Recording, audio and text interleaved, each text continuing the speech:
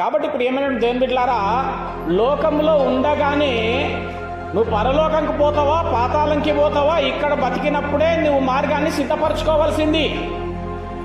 చనిపోయినాక అక్కడికి పోయి నువ్వు డిసైడ్ చేసుకోవాల్సింది ఏమున్నది. ఇంకా నువ్వు బతికి ఉండగానే ఈ లోకంలో ఉన్నప్పుడే నువ్వు పరలోకంకి పోతావా పాతాళంకి పోతావా, మార్గాన్ని ఎన్నుకోవలసినటువంటిది నువ్వు ఆలోచించుకున్నటువంటి సమయం ఎప్పుడు అంటే, బ్రతికి ఉండగానే ఈ భూమి మీదనే నువ్వు పరలోకం పోతావా పాతాళం పోతావా ఎంచుకోవాలా. అది నీ ఇష్టానికే వదిలిపెట్టిండు దేవుడు. ఏమన్నాడంట, జీవము మరణము నీ ఎదుట ఉన్నది, నీకు ఏమి ఇష్టమో తీసుకో బిడ్డ అని చెప్పిండు ఆయన. అయితే మనమేం చేస్తున్నామంటే జీవమును త్రోసివేస్తున్నాము, తృణీకరిస్తున్నాము, మరణాన్ని తీసుకొని ఆస్వాదిస్తున్నాము. అక్కడికి లాజర్నన్న పంపయ్యా అంటే, లేదు లేదు అక్కడ మోసే ప్రవక్తలు ఉన్నారు, వారి మాట వినవలెను.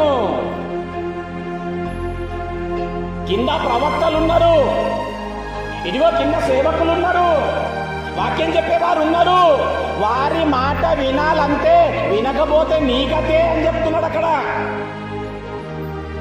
ఎందుకు చెప్తున్నంటే, చచ్చినాక నువ్వు మళ్ళా అక్కడ వెతుకోవడానికి అవకాశం లేదు, చచ్చిపోయిన తర్వాత తప్పించుకునేటటువంటి అవకాశం లేదు, చనిపోయిన తర్వాత నీవు అప్పుడు ఏదో గురి పెట్టుకొని వెళ్ళాల్సినటువంటి పరిస్థితి లేదు.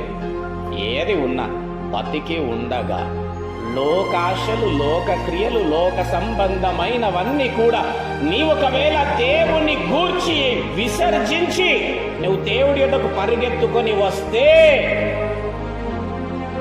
అయ్యా అట్లా ఒకవేళ మేము పనులు ఇచ్చి పెట్టుకొని వస్తే ఆకలి తప్పులయ్యా నేనంట పర్వాలేదు,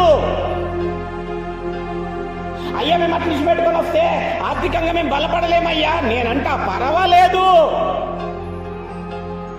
ఇక్కడ దరిద్రురాలుగా చచ్చి అక్కడ పరలోకం పోవుట ధన్యమా కాదా? ధన్యమా కాదా? హల్లెలూయా.